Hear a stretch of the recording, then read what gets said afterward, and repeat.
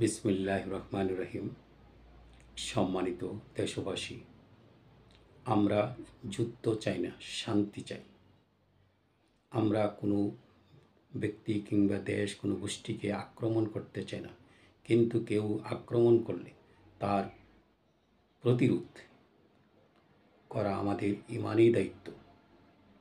আমাদের দেশের স্বাধীনতা, সার্বভৌমত্ব রক্ষার জন্য সেই অধিকার আমাদের রয়েছে।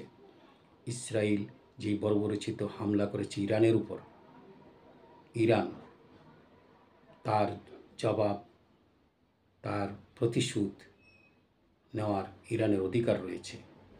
মুসলিম দেশ হিসাবে আমরা মুসলমান হিসাবে আমাদের ভাইদের পাশে আমাদের থাকতে হবে। আমাদের সমর্থন, আমাদের সব কিছু নিয়ে প্রয়োজনে তাদের পক্ষ অবলম্বন করতে হবে। আমরা পক্ষান্তরে আমরা যুদ্ধ চাই না, আমরা শান্তি চাই।